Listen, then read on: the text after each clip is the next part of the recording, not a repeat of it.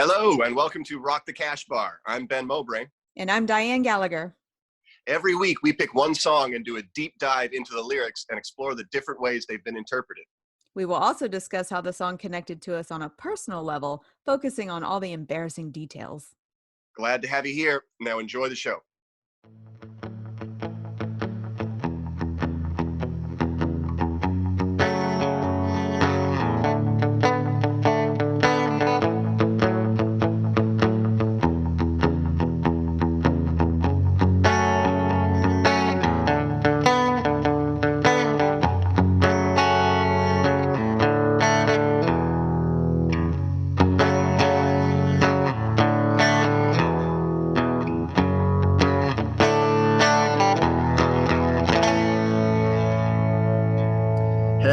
Welcome to episode 9 of Rock the Cash Bar. How you doing, Dianne? I'm good. Today was a great day.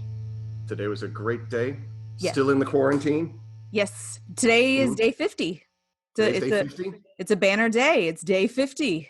Good Lord. For me. 10 days longer than the Ark. How are you? How's your day? I'm going a little nuts. I'm going a little bit crazy. I'm not going to lie to you.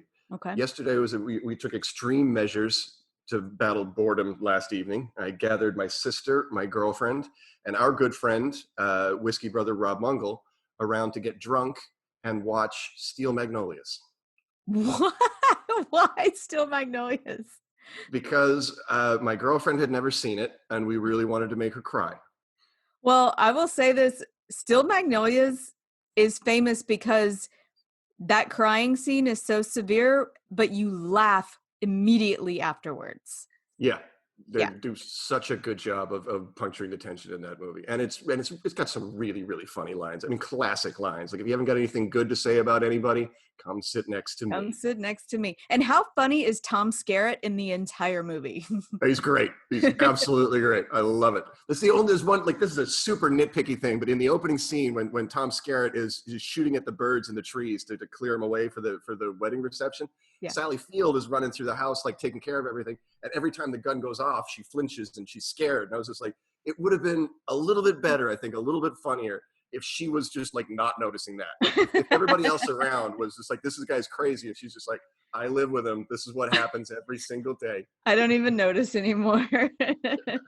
Yep. That's a great movie. I mean, people think of it as like a chick flick, and Corbin's like, no, that's just a good movie. I enjoy it because it's funny and it's Southern and Daryl Hannah's classic line that I promise I will not let my personal tragedy get in the way of my ability to do good hair. I love it. Hair. Well, we're getting a little country today, but before we get into that, we have a great Dressed Up Like a Douche, and it comes from my dear friend Jessica Hooker, but it's not Jessica's misheard song lyric. It's from her aunt. So the Billy Idol song Eyes Without a Face, everybody knows it, everyone loves it. She heard, instead of Eyes Without a Face, she heard How's About It, Babe? which works. I mean, that's a nice line, but I mean, if you put that with the rest of the song, it doesn't make any sense, but I like it. How's about it, babe? We're going to have to do a Billy Idol song at some point. For sure. I love music. We're going to have to deal with the vital idol. Okay, moving on. Before I announce the song of the week, Ben, when your friends do well in life, are you proud of them? Yes, generally. I sense hesitation. Tell me about your jealousy. I say that with bated breath. It depends on what they like. If I'm being super, like, of course I'm going to be happy with my friends are successful. I'm not Morrissey. I'm not going to pull that crap. Mm-hmm. But it depends on how successful and what they're successful at. There are things that are dreams of mine that are going to be beyond my reach my whole life. And if somebody that I know well manages to make it across that bridge, and I know that I'll never get there, it would bother me. It would bother me quite a damn bit. If somebody I knew wrote a novel that went on to be, like, acclaimed in the New York Times, I'd be chewing on that one for a while. Yeah. Depending on who did it, like if you did it, if you did it or Rebecca did it or Casey did it, then I would absolutely love you for it. But even my closest male friends, like if Robert Craig did it, I hate to admit it, but I'd still be sitting there going, "You motherfucker! Can't believe you did it and I didn't." Well, then this is going to be a very interesting song for you. The song that we're doing today is "Life by the Drop" by Stevie Ray Vaughan. Yeah, Stevie Ray Vaughan. I have to confess my ignorance right off the top. My ignorance is going to be more obvious than usual. I don't know much about Stevie Ray Vaughan at all. Well, luckily you have me, and I'm going to learn you on some Stevie Ray Vaughan. Mostly just this song. And what I want to do, okay, first of all, what I want to do with this song is an ode to two things, because this song to me is an ode to Texas blues. And I would like everybody, if you're like Ben and you don't know Stevie Ray Vaughan and you don't know this song, it is a quick, simple song. Pause the podcast, go to YouTube or go to iTunes and listen to Life by the Drop, and then come on back. Welcome back. So this song, to me, I mean, it's Texas blues, but it is a song about true friendship and what true friendship is really like. So what I want to do is go through a little bit of the history of this song and then a little bit on Stevie's death before we do the lyrics, because it'll make sense that way, because then the lyrics will be more important if we do that. Let's do it. So the source for the majority of what I learned about this song is from this article in Texas Monthly. It was from June 11th, 2015 by Michael Hall. And it was The Secret History of Texas Music. And they went through like 25 songs and then broke down the meanings of these songs. And I will say this, before I did this research, me and Corbin misunderstood the song. We had always heard that Stevie's bandmate wrote this song about him being an alcoholic and watching him kind of recover from being an alcoholic and then being successful. That's the way I heard this song for a long time. That's what I was afraid of. I was really nervous about sitting here having a whiskey talking about somebody else's drinking problem. Just the pure picture of hypocrisy. So if you hear that ice jiggle, that's my rum. But it turns out we were wrong. We were close. We misunderstood a story of a story of a story, apparently, because it's actually not about that. So I'll start from the beginning. From boyhood in Dallas to adulthood in Austin, Doyle, Bramall, and Stevie Ray Vaughan were friends, playing in bands and daydreaming of the big time. Bramall was a songwriter as well as a drummer, and he and Vaughan often wrote together. One of their early songs, Dirty Pool, made it onto Vaughan's first album, 1983's Texas Flood. Over the next few years, their paths diverged, one man playing stadiums, that being Stevie, and the other playing bars, yet the two remained really close. Eventually, Bramall began writing a song about their friendship, and that song is Life by the Drop. So like I said, Bramall actually wrote this song with his wife. His wife kind of helped him write the final verse of the song. And she says, the song is not about alcoholism. She said, though the men had their problems with drugs and alcohol, Logan says that that's not what the song was about. It was about living life day by day, one drop at a time. In 1988, Vaughan decided to record the song, which Bramall had never quite finished. And he told Logan they needed a third verse. And although she'd never written a song before, his wife, she composed some lines on the spot about the two friends, about how they walked together, happy to be alive, happy to still be friends after all these years. Let's see. Logan, they were actually very, very proud of the song. Stevie Ray Vaughan recorded this song on a 12-string acoustic, and it wasn't released until a year after his 1990 death. However, when his brother Jimmy put together the album The Sky is Crying. So here's the thing about the jealousy is that Barbara Logan, Doyle's wife, said that Doyle was never jealous of Stevie. He was always proud of him. It was a dream that they both have, and Stevie went on to live the dream, which makes me think of what I asked you about are you proud of your friends when they do well? And I am. Like we've had like people from our circle of friends have gone on to have some big successes. We know some people who have like who were were on the Letterman show. We know people who have right, done late night sets.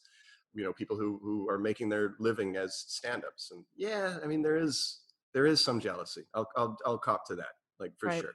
There's, but it's not like jealousy is a funny thing because it's internal. It's not that I'm necessarily like jealous of the success that anybody has had. I'm kind of hurt that it never came to me. Do you know what I right. mean? Like, I don't grudge anybody their success, but I do kind of just like, oh, what did I do so wrong? And then Yeah, it's and like, most of the time that's it. You really aren't mad at them. It's mhm, just a reflection of your own insecurity of why didn't I get there, you know? yeah. And it's a little different, like for individual pursuits, like stand up or writing or acting. But when it's a group thing, like a band, like I find it's a totally different situation, isn't it? Yeah. Like I think this Doyle character there must have been a place in his heart where he's like, come on, Stevie, there's a spot for me in your band. Like there has to be. Really? You picked that guy to play drums? I'm your Hmm. buddy.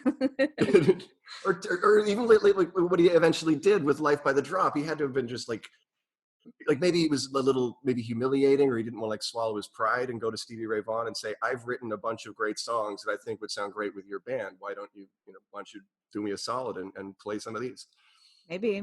Yeah, Mhm. maybe we're not getting the full story. Like, oh no, I buy the full story. Like I buy Think completely. so. I've listened to the song a bunch. I've gone through the lyrics. Like I definitely believe that these guys are close friends who are past all of that. But Yeah. there's a difference between getting past something and then pretending that it never existed at all. Like there's no way that this guy wasn't pounding on Stevie Ray's door saying, "Come on, man, I'm your Maybe. boy." Maybe. Mhm. I mean, but like say think about like a friend of yours that's doing well. Would you want to be like, "Hey man, like let me come out on the road with you. Come on, please." You know, it just feels gross when it's your best friend Sure. sometimes. Sure. I guess the answer would be like maybe there's different degrees of musicianship. Like it could very well be that Doyle just couldn't share a stage with a musician like Stevie Ray Vaughan. Like if he knew in his heart that he just wasn't good enough, to carry the water with his friend, then maybe that would have made it a little easier in a way. Right. You know, like I've got friends who headline comedy clubs, and I would like to go work a week with them, but I just can't do it anymore. Like it would Right. be Right. foolish for me to just go, hey man, you put in a good word for me. I've Right. got 20 new minutes that I've never even read aloud. It's a preposterous thing to ask, and I never would. Yeah, and I've always known like I know what level I'm at where I'm just like, I'm Mm, not gonna bring your show down. Like yeah, if at a certain point I was like, I would love to do this, but I'm not even gonna ask because I don't think I'm at your level. exactly. I don't want to go put the hole in the boat. Well, you mentioned Morrissey, and when I read that line about Doyle was never jealous, I immediately think about Morrissey's song called "We Hate It When Our Friends Become Successful." That is the whole song.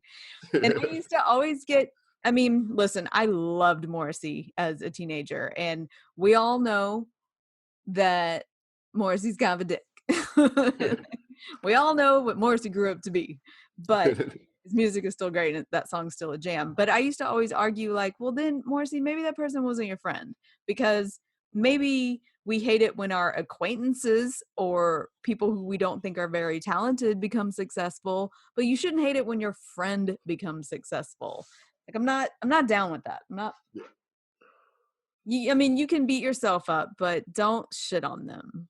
Yeah, I think whoever Morrissey wrote that song about was somebody he hadn't really considered the full scope of their relationship. Like, I don't think I was a friend to begin with, Yeah, I Morrissey. don't think so. Like, he Yeah, was a guy exactly. just hanging around you because you got a great haircut and a nice chin. I don't think I'm trying to say nice things about people. I got nothing but bad things to say about Morrissey. So, Oh, really? Were you a just fan of Morrissey? Like, loved him as a kid. Loved the Smiths when I was a kid. Just yeah. loved him. I'm like the listener that Morrissey was writing about the whole time. Like but what's the lyric? The most impassionate song for a lonely soul is so easily outgrown. Yep. Yep, Yep. totally did that. Like I went through my weepy, morose teenage years with the Smiths, and as soon as I got a little bit of strength and a solid identity in adulthood, like I never listened to the Smiths again. Never Oh, again. really? You never went back? No. His songs can be real. I've tried to get Corbin into like I was like, I know it's not your type of music. The Smiths the Smiths more than Morrissey solo, I think, because I think Corbin would like Johnny Marr's guitar playing, and I think the songs were funnier when it was the Smiths. Like it was dripping with Yes. so much more satire. Like I was like, just read it like you're reading a poem. It's funny. The songs are funny. Mm-hmm. Yeah, but now you know that Morrissey was sincere about some of the awful things that he was saying. It's a little Yeah. bit different now. Yeah. It's a little different. So, okay, back to Stevie. So that's pretty much all the history on Life by the Drop. And we'll dive in a little bit more when we get to the lyrics, but I just want to talk about Stevie's death a little bit. Just because I love him and I want to talk about it. And God damn it, helicopters. Come on, man. We already lost Kobe this year, but it's an interesting story. Stevie was killed in a helicopter crash near East Troy, Wisconsin on August 27th, 1990, and he was 35 years old.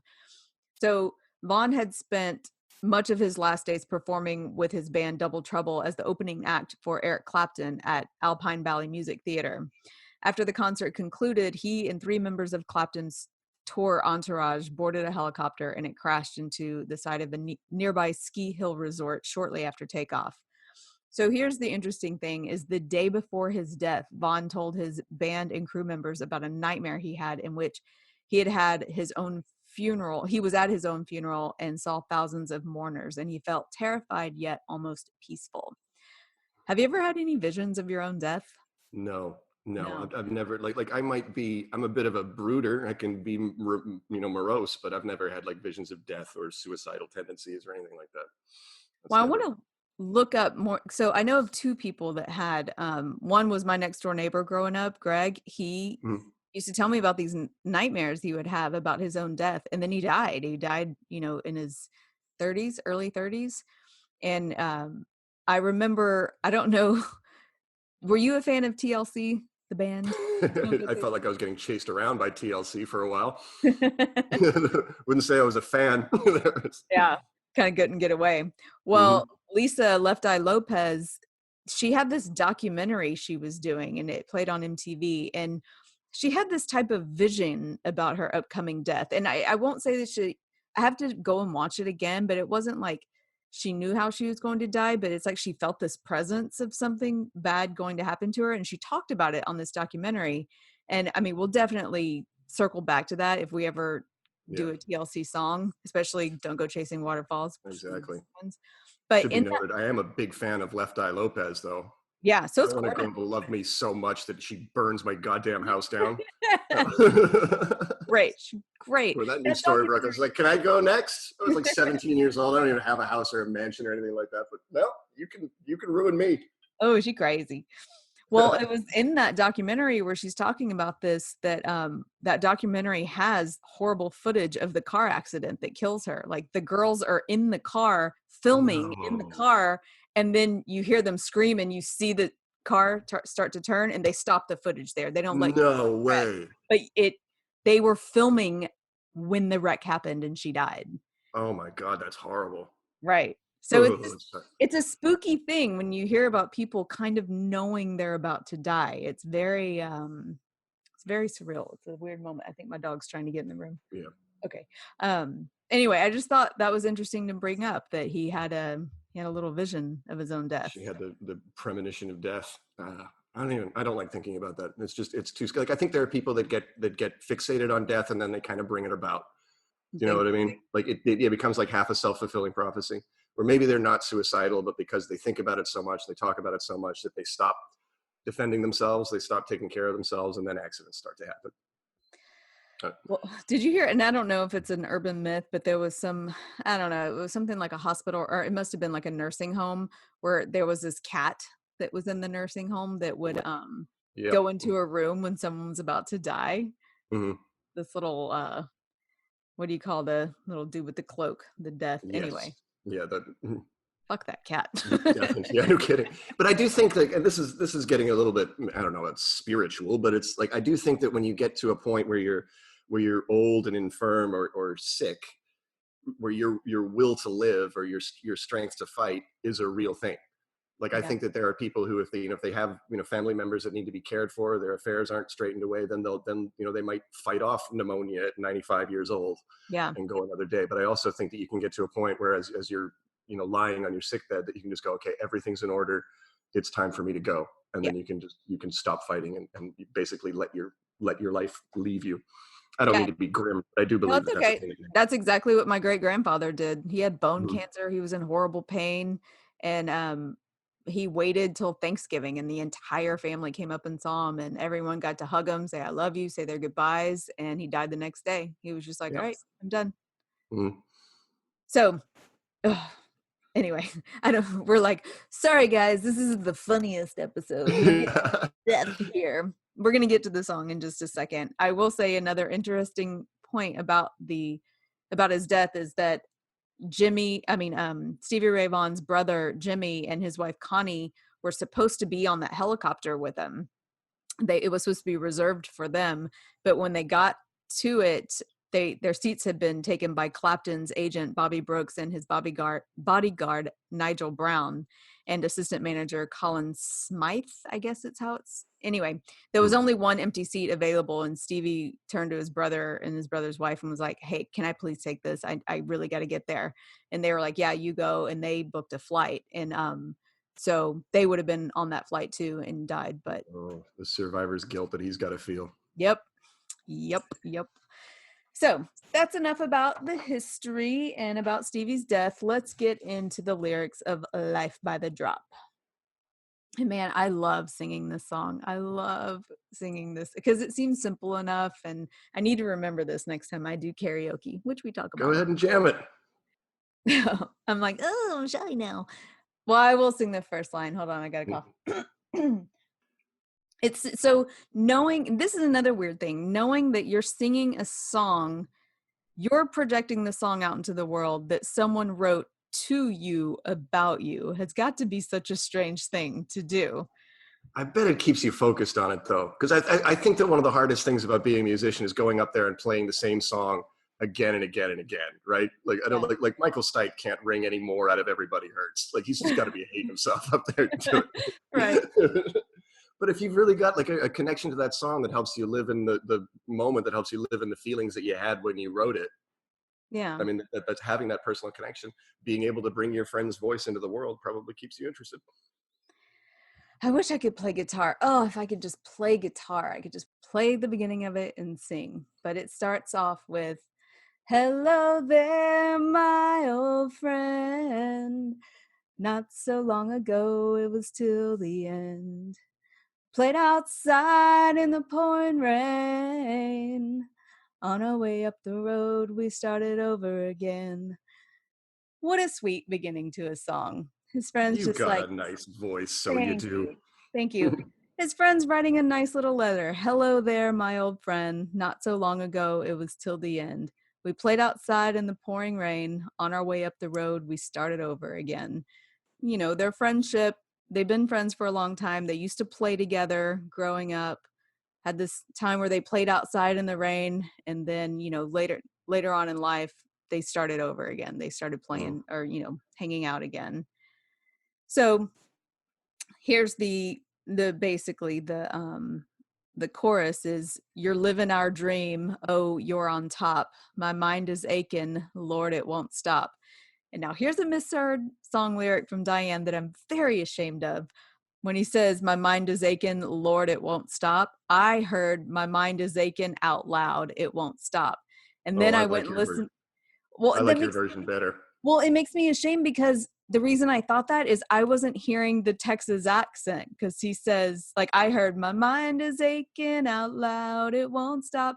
And he goes, "My mind is aching loud, it won't stop."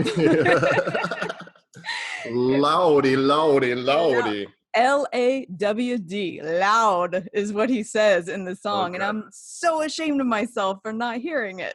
I didn't realize it, but that's totally like a Steel Magnolias sentence. Like, my mind is aching, Lord, it won't stop. Loud, it won't stop. Weezer, that's how it happens, living life by the drop. Yep. And so, when I used to hear this song, knowing his friend wrote it about him, when he said, "My mind is aching," I was like, is it aching because he misses him? Because he wrote the song before he died. Is he just aching because he lost touch with his friend and he misses him? Is that, I was trying to figure out why he said, "My mind is aching," because later I on think it stops aching. I think it's their way of making sure that this song is specifically about friendship, and I think specifically about like fraternal friendship. Like I think the reason why he says my mind is aching, he's deliberately not saying my heart is aching, right? Because Mm-hmm. if he says my heart is aching, then all of a sudden it sounds like love. It sounds sensual. It sounds like he's missing a lover. That's Oh, not what he's. That's just not the way that guys. Even though they, like if I miss a friend of mine, then yeah, it hurts me in my heart. But I'm not going to yeah. call up a guy friend and say, "Hey, my heart misses you." Be like, "Dude, I miss you. I miss get you in my mind." Yeah. Thinking Mhm. about you. I'm thinking Yeah. about you. That's the dudes. I'm thinking about you and I miss you. I get it. Hmm. So next verse, up and down the road in our worn down shoes, talking about good things. And he says things. He says, talking about good things and singing the blues. It's very Texasy. It's nice. And then he Hmm. says, this is where he says, you went your way and I stayed behind. We both knew it was just a matter of time. I really like that lyric because he's saying to his friend, and I mean his friend is Stevie Ray Vaughan, one of the greatest guitar players who's ever lived. I'm Mhm. sure what he's saying is what he must have known when they were kids. It's like you are so much better at this than I am. Yeah. And you're going to go a long way, kid. It's going to Yeah. be fun to watch. It's going to be fun to watch the journey. What I like about this song is how it's like a real. I've never written a song before. I don't know what it's like, but you can almost kind of see them writing. I know they didn't write it together, but it feels like they did. Like this is just two guys playing a guitar. Like what do you want to write a song about today, Stevie Ray? Let's just write a song about you and me, bro. Yeah. I like that line. You went your way and I stayed behind. I mean, you're trying to fit it into the rhyme scheme and the pacing and everything like that. But I don't know that line is really accurate for the story. Like Doyle didn't stay behind. He was still playing in bands. He was still Right. writing songs. It's almost like he doesn't want to say, you went your way and I got left behind. Well, he's He's saying deliberately not blaming his friend. right. He's Mm, like, you skyrocketed because you were talented enough. And I stayed right where I needed to be. yeah. And, when I thought this song was about Stevie being an alcoholic, when the line, we both knew it was just a matter of time, I thought that was a dreadful line before. Like it was a matter of time before you hit your bottom or something. But Yeah, now matter that of I time know before the it's booze not, took you. it's a sweeter line to me now. And that line used to make me sad and now it doesn't. I'm like, oh, okay, I see what he's saying now. Mhm. So then again with the chorus, you're living your dream. Oh, you on top. My mind is aching. Lord, it won't stop. That's how it happens, living life by the drop. So here's the third verse. No wasted time. So in this verse, it starts with they're reconnected.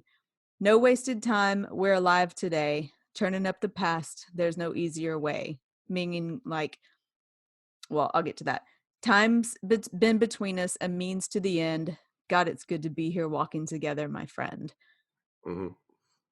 When you have a best friend and you've spent time apart, when you get back together, it's like no time was gone. You know what I Yeah, mean? you pick up the thread right away. Yeah, Right. if it's a close friend, if it's a good friend, then yeah, you can do it. But the other side of that is how disappointing is it when that doesn't happen? Like when you run into Yeah. somebody that you like that you haven't seen in years, and you just try to get the conversation going, and there's just no spark there. There's just like you've just changed so much that you can't connect anymore. It's horribly disappointing. It is. And yeah, I have some friends where we just hit the ground running. I mean, we could not have seen each other for 10 years and it's like nothing happened and we just are Hmm. right back in it. And then some friends where I'm like, whoa, we are very different now. Yeah, you changed, man. Yeah. And sometimes it really is them that changed. And I'm like, I'm trying to crack the same jokes we used to crack. And now you're holier than thou. I don't know what's happening Yeah, here. or sometimes it's the other way around, where you've changed and they've stayed exactly the same, and that can Oh, be sad. and they've Like had once you no get into your growth. 40s and you're hanging out with people who are your age but still living the life of a 25-year-old, like I kind of do, it feels sad. Oh, I don't think you live your life. Just because you work in a bar and you serve those people doesn't mean that you act like those people. Yeah, it's the friends who guilt trip you about not calling them too. Like, oh, like contact doesn't go both ways. Because sometimes you'll run into somebody and they'll be like, "Why haven't you called me?" Or "Why haven't?" And you're like, "Oh, okay, no, don't Yeah, do that." what is your phone broken? You can pick it up and dial it too. Yeah. And so when you hear the way Stevie sings the line, God, it's good to be here walking together, my friend, you can hear the genuine reciprocity of love he has back for his friend, because Yep. all the music stops when he plays that line. He stops the guitar and then he just says, God, it's good to be here walking together, my friend. You can tell he loves this guy back so Yeah. much. And it's got to be such a good feeling to give something like that back to a friend of yours, to be able to give them that gift of like, okay, I'm going to take your song and I'm going to Yeah. help. Because think of all the guys that are playing on, on how many guys do you know that are in bands or playing music? And it's hard to do. Like, it's really, really hard to get any level of success in anything, Right. especially music. To be able to give that gift to a friend of yours has got to be a really, just an astonishing thing to be able to be in a position to do. So sweet of Stevie. Mm. And then, we're living our dreams. And then he says, my mind's stopped aching. And I think that's just because they reconnected. So, Yeah. Mm. yeah. Or they reconciled. They got to the end of whatever. I don't think any real bitterness separated them, but life separated them, and they were able to connect. Unfortunately, what turns out to be close to the end of one of their lives. Yeah. I imagine this song has got to be just one of those heartbreaking ones for Doyle to hear. Like, if he hears it Yeah. on the radio, if he walks into it. I think I don't know if we've talked about this before, but the worst one's got to be "Leaving on a Jet Plane" by John Denver. Oh God. Yeah. John Oh my Denver. gosh. Mm-hmm. Just the second, can you imagine, like, if you're John Denver's kid and you like walk into it? Because I walked into a Walgreens. John Denver was really, really big in my family when I was a kid. I walked into a Walgreens a couple of years ago and they were playing "Leaving on a Jet Plane." And I was just struck by, like, oh my, this could happen to John Denver's family. Like, you just Yep. walk in and you hear your dad's voice saying, "I'm leaving on a jet plane and I don't know if I'll be back again." Ugh. Just a gut punch. Like, I am just trying to buy a pack of cigarettes. You just dropped to your knees like, Dad, come on. Why'd you do that? Why'd you write that? So it's a simple Stevie song. Ray, the first Stevie Ray Vaughan. These are the couple of things I know about him. He is the inspiration for one of my favorite sentences I've ever heard. Do you remember the old show, the E True Hollywood Story? Yes. It was a great. They had that bumper music because they would tell like these tragic tales of entertainers gone wrong and all the lurid details of the terrible things that they've done. But so they would bump back with it, and they'd have the announcer had the great big booming announcer voice, and Stevie Ray Vaughan one comes back from commercial, and the announcer just goes, "The cocaine he was dissolving into his whiskey each morning was beginning to take its toll." Boom, boom, boom, boom, boom, boom, boom, boom. I just absolutely loved it. Fell off the cocaine he's dissolving into his whiskey every morning is beginning to take its toll. Okay. Never even occurred to me to dissolve cocaine into whiskey. Nobody would. It tastes terrible. I don't know that for sure. That's what I've heard.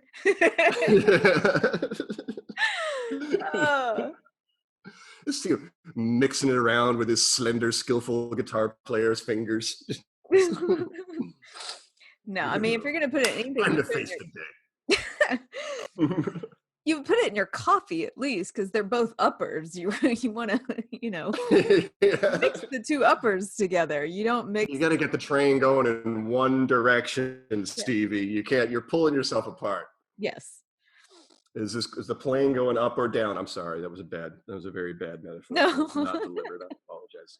I ran into Stevie Ray Vaughan for the first time I was in Austin. I was probably 16 or 17, and going to like see the university for some reason on like a high school trip. And we were So going you didn't into want to all start the those podcast with this story. I probably should have started the podcast. It's not really a great story. It's just yet another story about how stupid I am. Let's hear I it. walked into this head shop, and usually like in head shops, like in like 1997 or 98, whenever it was, it'd be like Jim Morrison and all those kind of pictures. It was a great line. I walked into a head shop in Los Angeles with a friend of ours, Tommy, and he looks around at all the Jim Morrison t-shirts and just goes, "Oh, are you guys sold out of all the Ray Manzarek t-shirts?" What did they say? Just gave me like the record store guy look. Just like, fuck you, man. That's awesome. I need to put together like a list of stories that end with the record store guy like shaking his head. Just, no, fuck you. Yeah. Why are you doing this to me, man? All right. So there was all these pictures of this white blues guy with his bandanas and the guitars rocking and everything like that. And it's all, autographs, and he's everywhere. And I've never seen his face before, like in my life. And I'm a 17-year-old kid who thinks he knows music and understands the culture, man. And I'm like, how am I missing a crucial piece? Right. And I actually had to like ask a friend. I think it was Craig. I was like, "Who is this guy?" Like, it's Stevie Ray Vaughan, man. You never heard of Stevie Ray Vaughan? Like, I don't know Stevie Ray Vaughan. Texas flood. I just moved here. I've been Texan for 2 years. Give me a break. I just moved here. So you need to have a picture of Stevie Ray Vaughan at the airport. I'm really surprised there isn't. Maybe in Dallas. I haven't looked around there. Well, so close. Did you try to get in line and meet him just to say you did or anything? No, he died in 1990, so he'd been dead at this point. Oh, I thought I misheard the story. I thought you said you met him. I may have. That's the way I kind of like look at artists. Like, oh, I met Madonna in 1988 when when Like a Virgin was big. Yeah, I totally forgot I wasn't doing the math. In 88, you would have been. I'd have been 8. 8. Yeah. Okay. Got it. I'd have been 8, and you're not really singing the blues. 8-year-old blues songs, not good. Not good. We had to write a blues song when I was around that age in music class. Whoa. Mm-hmm. They did, because the traditional blues riff that Life by the Drop opens up with, we're gonna have to get Chuck to tell me what it is, but there's a name for it. I don't know what it is, but it's the classic blues riff. Yeah. So we had and our music teacher would play that on the piano, and then we all had to write our own blues songs. And I didn't know anything about the blues because I was 8 years old. Did you write something sad about did you ever lose a pet or something? No, I just wrote a completely made up song about how I crashed a sports car. It was like the most ridiculous, like, white blues thing you could possibly imagine. It's like, this guy is singing the blues about crashing a $90,000 sports car. Did I mention he's 9 years old? I would love to be able to play it for like Muddy Waters or Buddy Guy or something like that. Like, this is a blues song I wrote when I was 8. It'd be the ultimate fuck you. I don't know. That's pretty sad. I think Corbin would cry if he crashed a sports car. All right. So that's Life by the Drop for me. It's short and sweet, and I don't mind if, covering it is short and sweet, but I'm glad that we did it. There was a great song, and I'm glad that you introduced me to it, because I really do quite like it. And I think it's going to be on my regular spin list from now on. Yay. So I want to do my guilty pleasure song last. I'm going to let you go first. Ben, do you have a guilty pleasure song? Guilty pleasures. I do have a guilty pleasure song, and no fair blaming this on my Canadianness, but my guilty pleasure song this week is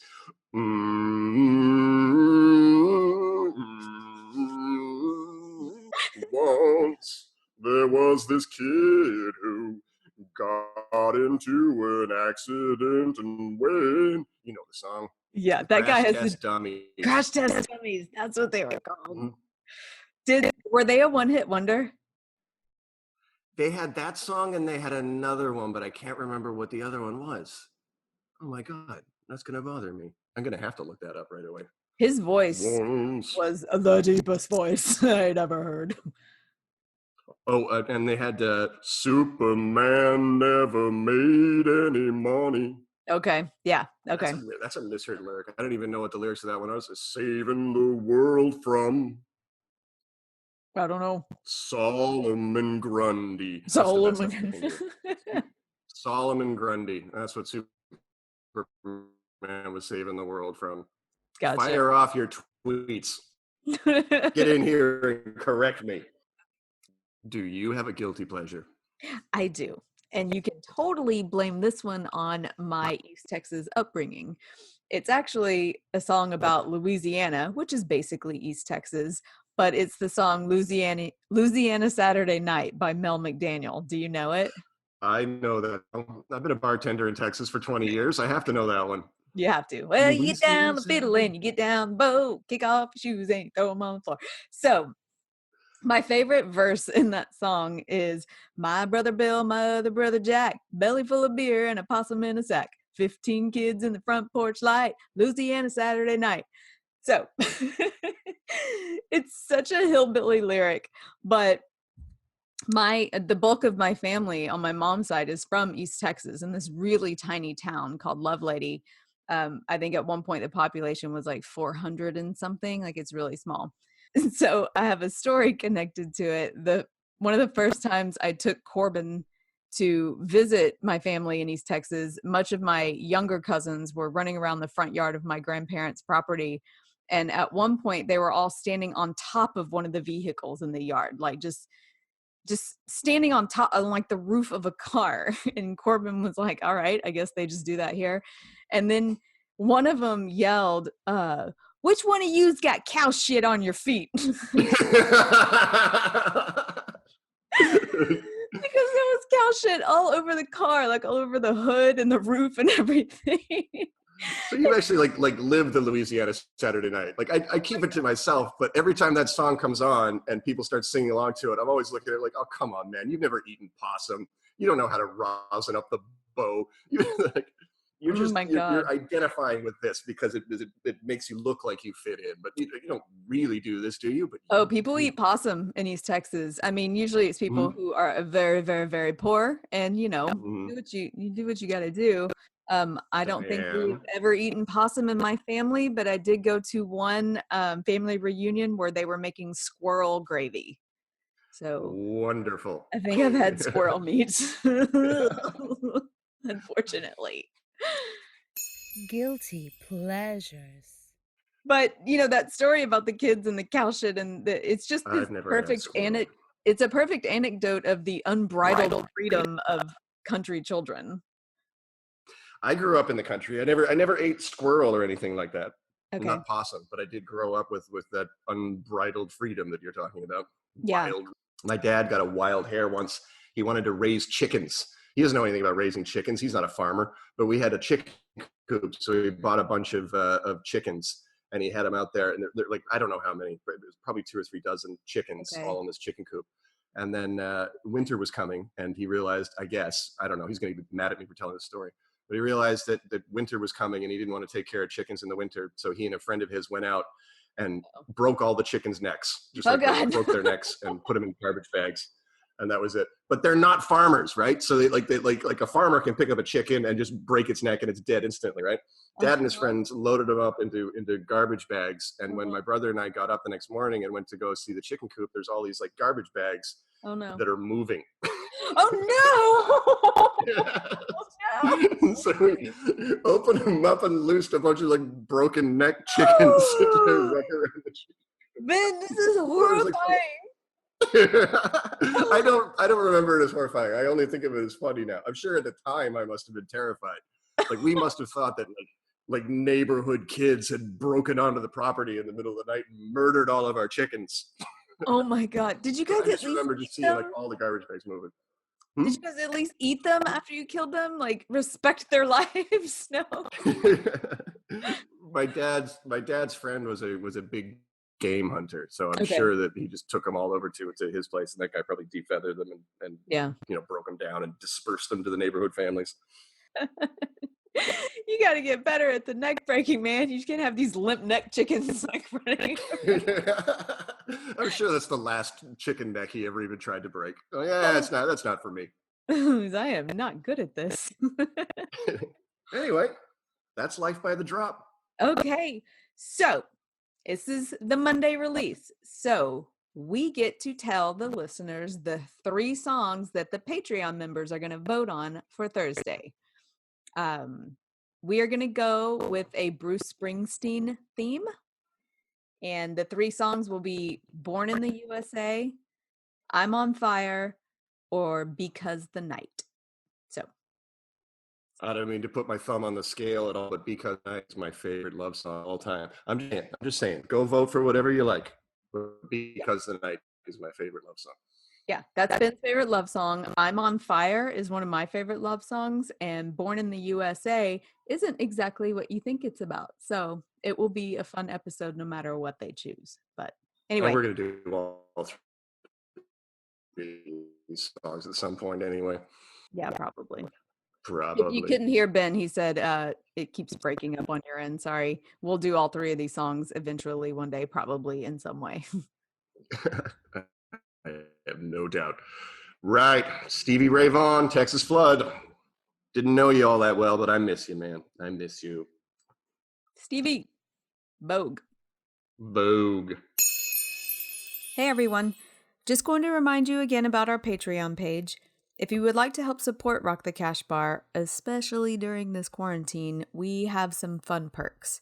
You can go to patreon.com/rockthecashbar and become a patron. We only have one tier and it's $5 a month, and for that you will receive early access to all episodes, some awesome Rock the Cash Bar swag like koozies and stickers and some other fun stuff. And the biggest perk is Patreon members will have the opportunity to vote on which songs we cover on Thursdays. At the end of every Monday episode, we tell the listeners the 3 songs to be voted on, and the Patreon members get to make that final decision. So, no pressure. Just wanted to cover a little bit of the costs for making this podcast.